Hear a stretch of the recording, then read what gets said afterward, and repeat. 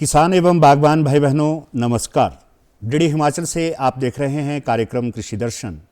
इस कार्यक्रम में कृषि बागवानी के विभिन्न विषयों को लेकर आपके समक्ष उपस्थित होते हैं। फूल ऐसी परंपरा है जो सुख में भी काम आते हैं और दुख में भी फूल अपनी अनुभूति करवाते हैं। हिमाचल प्रदेश का परिवेश पुष्पोत्पादन के लिए बहुत लाभकारी सिद्ध होता है। बहुत से नौजवान साथी ऐसे हैं जो हिमाचल प्रदेश में फूलों की व्यावसायिक खेती कर रहे हैं। आज के कार्यक्रम में हम जानने का प्रयास करेंगे कि प्रदेश में फूलों की व्यावसायिक खेती कैसे संभव है, आखिर कितने क्षेत्र में फूलों की खेती हो रही है और जो साथी इस खेती से जुड़ना चाहते हैं उनको विशेष किन बातों का ध्यान रखना चाहिए। किसान मित्रों, आज के इस कार्यक्रम में ये सारी जानकारी हम प्राप्त करेंगे। नवबहार शिमला निदेशालय उद्यान विभाग से पधारे डॉक्टर रंजन शर्मा, ये एसएमएस है विषयवाद विशेषज्ञ बागवानी में।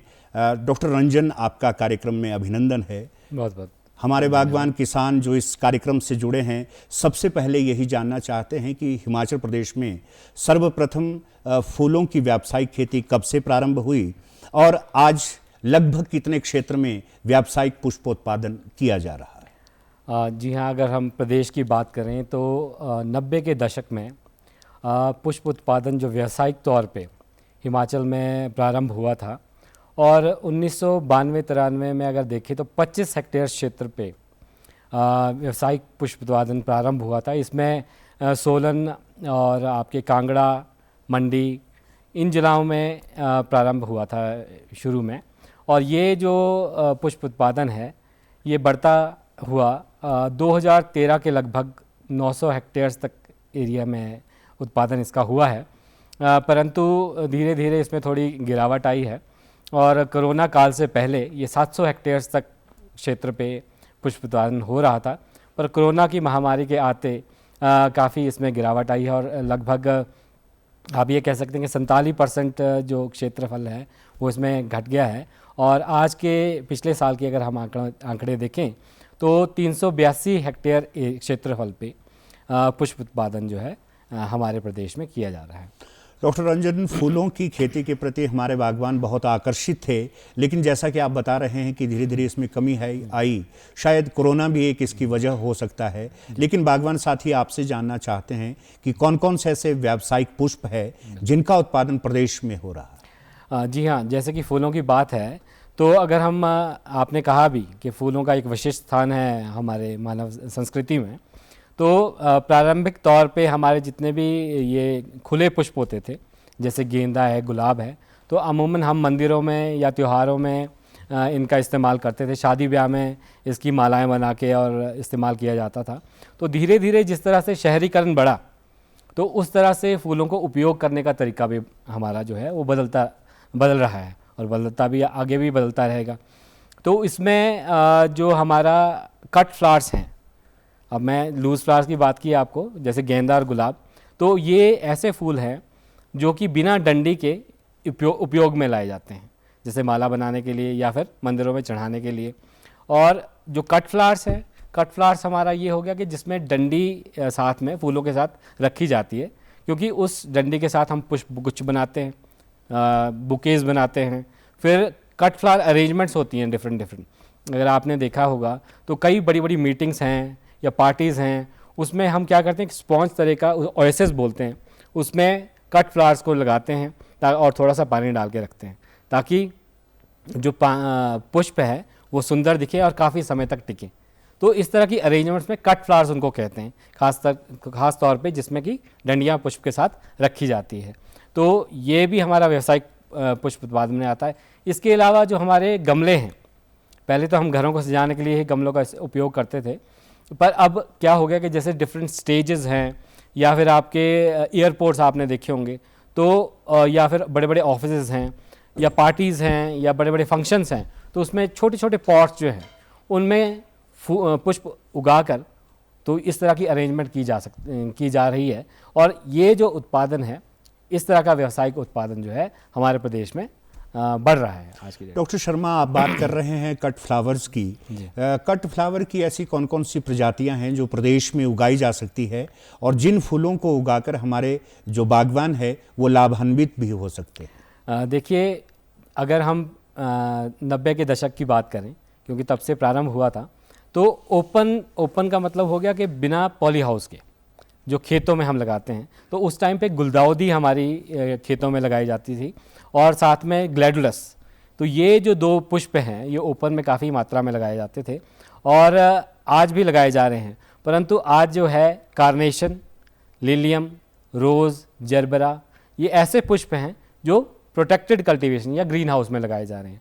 और अब जो ये जो मांग है, वैसे तो अमूमन ये जो मैंने 6-7 आपको नाम लिए हैं, तो कट फ्लावर में ये नाम इसलिए लिए हैं क्योंकि मैक्सिमम जो फ्लावर प्रोडक्शन है इनका हमारे प्रदेश में आराम से उत्पादन हो रहा है और इनकी जो मांग है वो प्रदेश और प्रदेश से बाहर काफ़ी अधिक रह रही है और काफ़ी अच्छा मुनाफा जो हमारे यहाँ के बागवान जो फ्लोरिकल्चरिस्ट हैं वो इससे कमा रहे हैं। आपने अपने प्रश्न के उत्तर में जिक्र किया लूज फ्लावर का जी। इसकी कौन कौन सी किस्में प्रदेश में विद्यमान है और किन किन किस्मों को हमारे प्रदेश के बागवान उगा रहे हैं? देखिए, लूज फ्लावर में मेन तो हमारा गेंदा ही आता है, गुलदाउदी जो हमारा गेंदा है। तो ये बहुत सारे हमारे जैसे ओकेजन्स में इस्तेमाल किया जाता है, जैसे मंदिरों में चढ़ाया जाता है और मालाएं बनाई जाती हैं। तो मेन तो हमारा गेंदा ही है जो ओपन और लूज फ्लावर के तौर पे बेचा जाता है। इसके अलावा हमारा जो रोज़ है, गुलाब है, गुलाब की पंखुड़ियाँ जो हैं वो हमारे ओपन और लूज फ्लावर के रूप में बेची जाती है। इसके अलावा एक गुलदाउदी जो है, तो गुलदाउदी में भी एक छोटा गुलदाउदी आता है, एक बड़े साइज़ का आता है। तो छोटे वाला गुलदाउदी है वो भी लूज फ्लावर्स के रूप में जो है उसका उत्पादन होता है और वो मार्केट में बिकता है। तो मेन पर इसमें हमारा जो गेंदा है वो सबसे ज़्यादा जो है लूज फ्लावर प्रोडक्शन की जाती है। अगर हम बात करें लाइव प्लांट्स की, तो क्या यदि गमलों में पुष्पोत्पादन हमारे बागवान करते हैं उनकी मांग भी मार्केट में रहती है? क्या इस पेशे को भी अपना सकते हैं हमारे बागवान? बिल्कुल जी हाँ। इसमें मैं ऐड करना चाहूँगा कि जैसे मैंने पहले भी कहा कि पॉटेड प्लांट या लाइव प्लांट, तो दो तरह से हम पॉटेड प्लांट की प्रोडक्शन कर सकते हैं।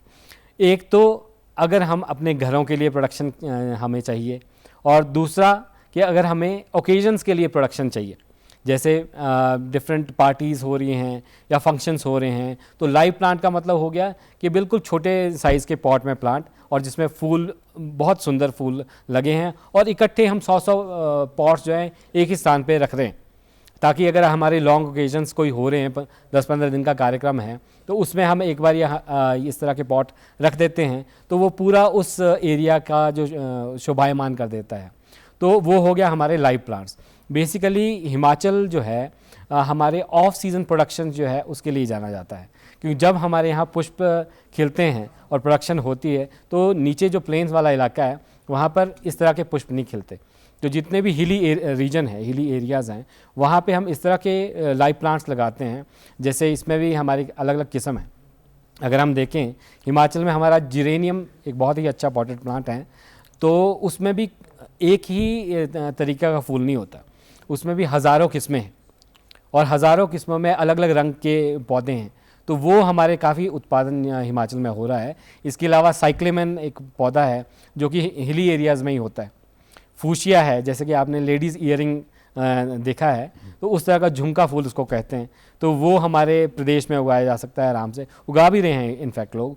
और इसके अलावा कुछ क्लेंचूज़ हैं, बिगोनियाज़ हैं, ये ऐसे पॉटेड प्लांट्स हैं जो छोटे छोटे पॉट्स में हम उसको लगा के, और फिर ऑफ सीज़न में जो है वो प्लेन्स में इसकी डिमांड रहती है और लोग बेच भी रहे हैं। जो हमारे किसान बागवान हैं वो काफ़ी अच्छा मुनाफा भी इससे कमा रहे हैं।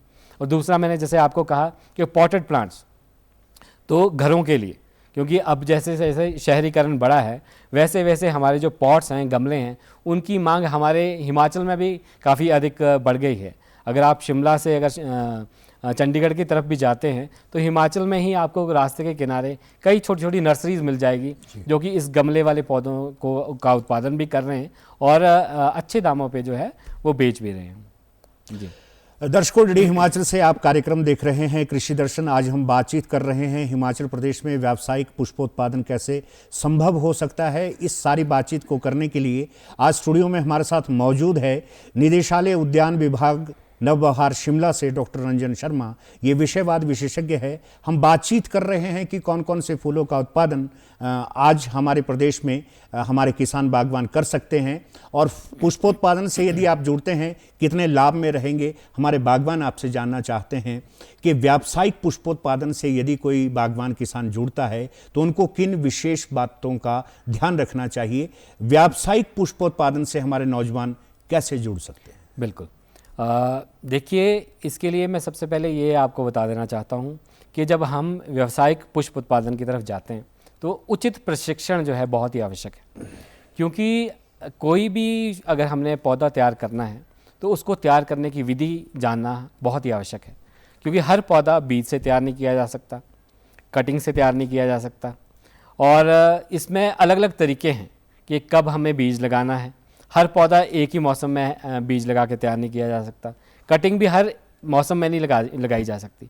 तो हर जो पौधा है, जैसे हमारे मेन जो कमर्शियल कट फ्लावर्स की बात अगर हम करें तो क्राइसेंथेमम है, कार्नेशन है। कार्नेशन सबसे इम्पॉर्टेंट प्लांट है आज की डेट में हिमाचल में। तो जो कार्नेशन है उसको जो है कटिंग से तैयार किया जाता है, उसको हम बीज से तैयार नहीं कर सकते। फिर आपके जैसे ग्लैडुलस है तो उसके कंद होते हैं, कॉम्स जिनको बोलते हैं, तो वो कॉम से ही तैयार होता है।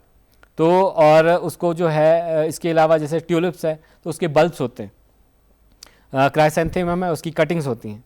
तो अगर हम इन सब चीज़ों के बारे में हमें नहीं मालूम और हम एकदम से पुष्प उत्पादन प्रारंभ कर देते हैं तो हम इसके में काफ़ी जो है नुकसान हमें झेलना पड़ सकता है। तो इसलिए मेरा आपसे, आपके माध्यम से जितने भी हमारे किसान बागवान हैं उनसे यही अनुरोध रहेगा कि सर्वप्रथम तो वो एक उचित प्रशिक्षण जो है वो विभाग द्वारा भी कराया जाता है, यूनिवर्सिटी जो नॉनी यूनिवर्सिटी हैं उनके द्वारा भी कराया जाता है, IHBT पालमपुर है वो भी इस विषय में जो है प्रशिक्षण बागवानों को देते हैं।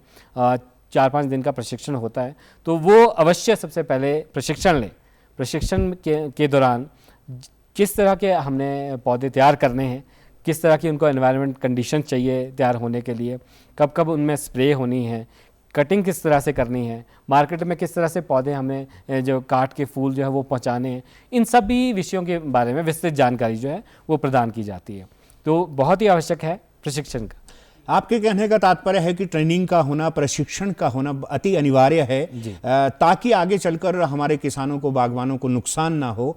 हम आपसे ये भी जानना चाहते हैं कि ये जो फूलों की खेती है, इस फूल को जो हमारे बागीचे में उगा है इसको हम लंबे समय तक अपने घरों में नहीं रख सकते। बागवान ये भी जानना चाहते हैं कि ट्रांसपोर्टेशन और मार्केटिंग की क्या व्यवस्था रहती है, ताकि समय पर यदि फूल मार्केट में पहुंचेगा तो अच्छा दाम हमारे बागवानों को मिलेगा। देखिए, जैसे कि कट फ्लावर की अगर हम बात करें सबसे पहले, तो कट फ्लावर का मतलब ये है कि हमें टहनी से काट देना है उसे, और काटने के बाद सब विशेष ध्यान ये रखना होता है कि जब भी हम कभी किसी फ्लावर को काटते हैं, फूल को काटते हैं, तो उसमें जो है रेस्पिरेशन रेट बढ़ जाता है और उसकी वजह से जो है फूल जल्दी ख़राब होने के चांसेस होते हैं।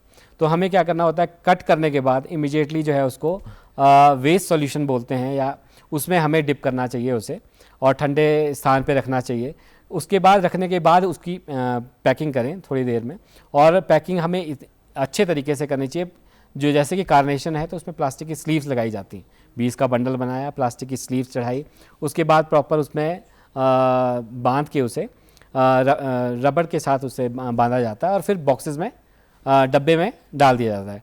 उसके बाद वैसे तो उचित तरीका ये होता है कि हमें ठंडे जो वाहन है, रेफ्रिजरेटेड जो वैन्स हैं, उसमें मार्केट तक ले जाना चाहिए। पर क्योंकि अभी इतनी सुविधा मैक्सिमम फार्मर्स के पास है नहीं, पर कुछ के पास है, तो वो इमीडिएटली उसे ट्रांसपोर्ट कर देते हैं मंडियों तक।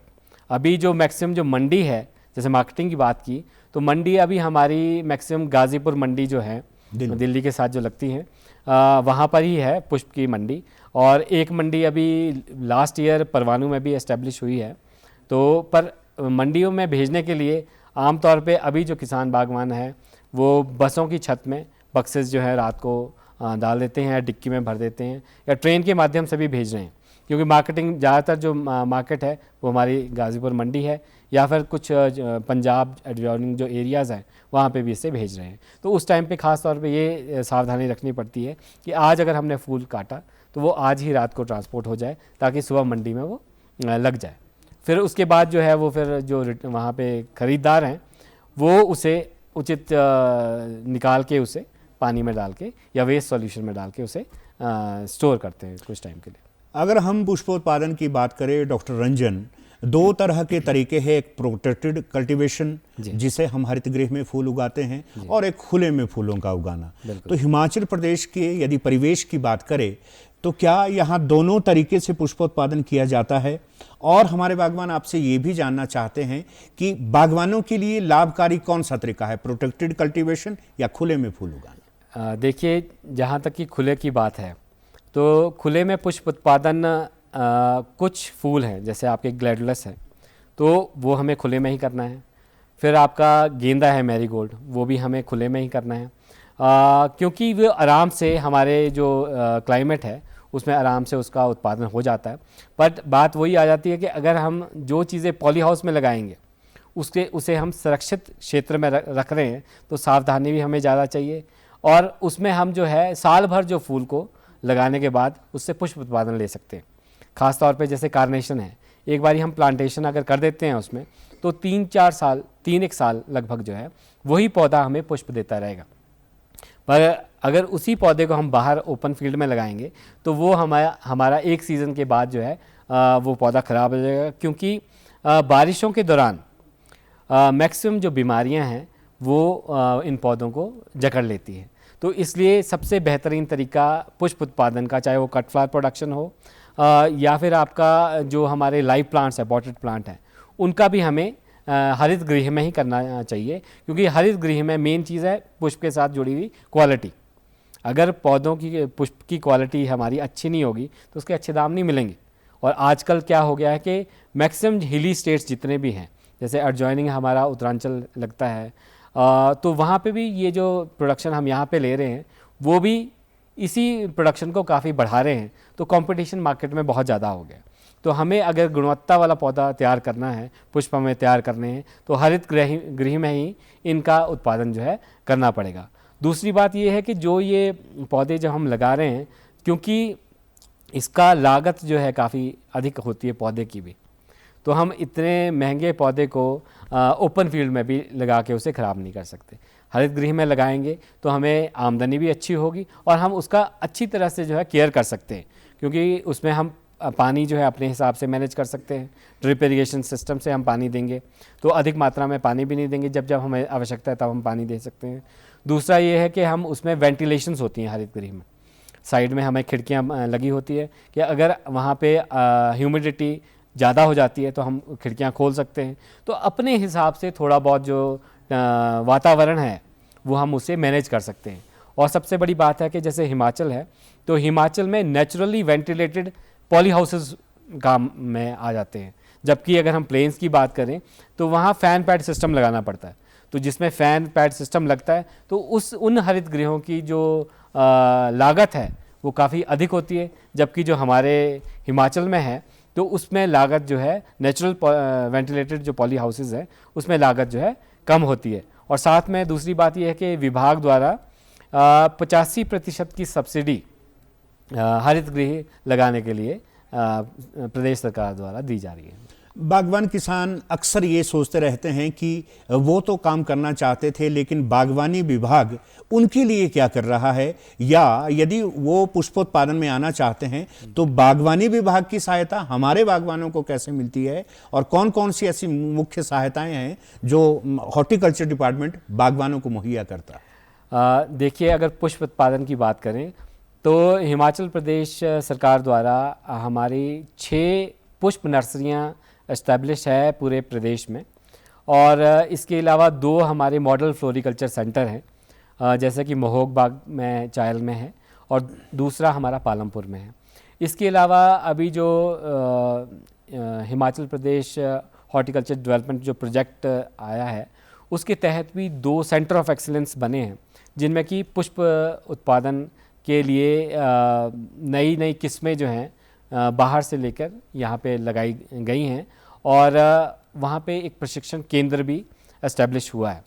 तो इन केंद्रों के माध्यम पे, जैसे पुष्प नर्सरी मैंने बताया या मॉडल फ्लोरिकल्चर सेंटर्स बताया, इन सेंटर्स पे हमने जो है काफ़ी जर्म प्लाज्म रखा हुआ है, पौधों जो पॉटेड प्लांट्स हैं वो वहाँ पे रखा है, और साथ में जो हमारे जैसे कोल्ड स्टोर है, टिश्यू कल्चर लैब है वहाँ पे एस्टेब्लिश है, और समय समय पर वहाँ पर बागवानों को प्रशिक्षण भी मुहैया कराया जा रहा है।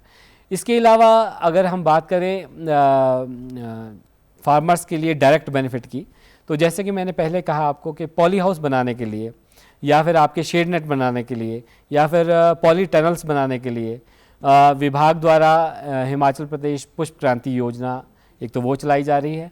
इसके अलावा जो है एकीकृत बागवानी मिशन MIDH के अंतर्गत भी बागवानों को 85% का अनुदान ग्रीन हाउस बनाने के लिए दिया जा रहा है। इसके अलावा जैसे हमने जो इसमें पौधे लगाने हैं, जो ग्रीन हाउस में पौधे लगाने हैं, उसके लिए भी 50% का अनुदान पौध लगाने के लिए जो है प्रदेश सरकार द्वारा दिया जा रहा है। और एक ग्रीन हाउस रेनोवेशन स्कीम भी है, जिसके तहत जो है अगर पॉली शीट फट जाती है तो उसको चेंज करने के लिए भी 50% का अनुदान जो है प्रदेश सरकार द्वारा दिया जा रहा है। डॉक्टर रंजन, आपने कहा कि पौध अच्छी होनी चाहिए, बीज अच्छा होना चाहिए, तभी गुणवत्ता युक्त पुष्पोत्पादन हो सकता है, तभी वाजिब मूल्य हमारे किसान बागवानों को मिल सकता है। तो क्या प्रदेश का उद्यान विभाग बागवानों को पौध भी उपलब्ध करवाता है, क्या बीज भी उपलब्ध करवाता है, या हमारे बागवान यदि पौध और बीज को प्राप्त करना चाहे तो कहाँ से गुणवत्ता युक्त बीज पौध प्राप्त किया जा सकता है? देखिए, इसमें उद्यान विभाग के पास जैसे मैंने कहा कि 6 हमारी नर्सरीज़ हैं, तो जितना भी हमारा पॉटेड प्लांट है तो काफ़ी मात्रा में हमारे पास जो है पॉट्स अवेलेबल हैं, तो हम उसे जो पॉली बैग्स हैं छोटे, उसमें भी प्रदान करते हैं। और 20 रुपये से लेकर आप ये मान के चले कि 380 रुपये तक के रेट के हमारे पास पौधे जो कि पॉटेड प्लांट्स वो हमारे पास अवेलेबल हैं, और वो जो है समय समय पर हम जो बागवान हमारे पास आते हैं तो वहाँ से ख़रीदते हैं। इसके अलावा जो IHBT पालमपुर हैं वो भी पौधे जो हैं वो प्रदान करते हैं, और जो जैसे नॉनी यूनिवर्सिटी है उनके द्वारा भी पौधे जो है वो प्रदान किए जाते हैं। जैसे कि कमर्शियल कट फ्लावर्स की अगर हम बात करें तो उसमें काफ़ी नर्सरीज़ हैं, प्राइवेट नर्सरीज़, खासकर जैसे पुणे बेस्ड हैं, या तो वो भी बागवानों के बीच में पहुंचकर अपने तरह तरह के जो, क्योंकि इसमें सबसे बड़ी बात क्या होती है पुष्प इंडस्ट्री में या फ्लावर इंडस्ट्री में कि 6-6 महीने बाद वैरायटीज़ चेंज होती हैं, और जो कस्टमर है उसकी प्रेफरेंस भी चेंज होती है। जैसे हम परिधान बदलते हैं वैसे ही पुष्प का जो चॉइस है कस्टमर की वो भी चेंज होती रहती है। तो इसमें एक बहुत ही इम्पॉर्टेंट चीज़ ये रहती है कि वैरायटीज़ जो है वो नई से नई हमें विकसित करनी पड़ती है। तो ये जो है जो हमारे सरकारी संस्थान हैं वो भी इसमें लगे हैं, पर जो प्राइवेट जो कंपनीज़ हैं वो भी काफ़ी इन्होंने टिश्यू कल्चर अपनी लैब्स इस्टेब्लिश की है, और उनके जो एजेंट्स हैं वो भी बागवानों के बीच में या जो फ्लोरिकल्चर्स के बीच में पहुंच के ये सारी चीज़ें जो है समय समय पर मुहैया करवा। डॉक्टर रंजन, समय बहुत कम है, 1 मिनट में आपका संदेश उन बागवानों के लिए जो बिल्कुल नए हैं, जो फूल का उत्पादन करना चाहते हैं, व्यावसायिक खेती फूलों की करना चाहते हैं, आपका संदेश? संदेश यही रहेगा कि फ्लोरिकल्चर में बहुत ही अच्छी अपॉर्चुनिटी है, और एक डाइवर्सिफिकेशन का बहुत ही अच्छा मेथड है फ्लोरिकल्चर। तो मेरा जितना भी हमारे बेरोजगार युवक हैं उनसे यही आग्रह रहेगा कि आप उचित प्रशिक्षण ग्रहण करें, और इस इंडस्ट्री में आपका बहुत ही तरीके से अच्छे तरीके से उत्थान हो सकता है। क्योंकि अगर हम पुणे में देखें तो काफ़ी एक 10-12 किलोमीटर का क्षेत्र है जहाँ करोड़ों की इनकम वो दिन की निकाल रहे हैं पुष्प उत्पादन से ही। तो यही मेरा संदेश रहेगा कि इसमें आगे आएँ और प्रशिक्षण लेकर अपना जो है स्वरोजगार का को अपनाएं। जी, डॉक्टर रंजन शर्मा, आज आप कार्यक्रम में आए, बहुत बहुमूल्य जानकारी जो आपके द्वारा हमारे बागवानों को प्रदत्त की गई, हम आशा करते हैं कि हमारे बागवानों के लिए वो बहुत लाभकारी सिद्ध होगी। आपका बहुत आभार। दर्शकों, आज के कार्यक्रम में हम जान रहे थे इस बात को कि व्यावसायिक फूलों की खेती हिमाचल प्रदेश में कैसे संभव है, कितने क्षेत्र में व्यावसायिक फूलों की खेती की जा रही है, और बागवानी विभाग आपके साथ कंधे से कंधा मिलाकर खड़ा है, लेकिन आपको जागरूक होकर प्रशिक्षण प्राप्त करके ही पुष्पोत्पादन को अपनाना है। इसी आशय के साथ अब आज्ञा दें। नमस्कार।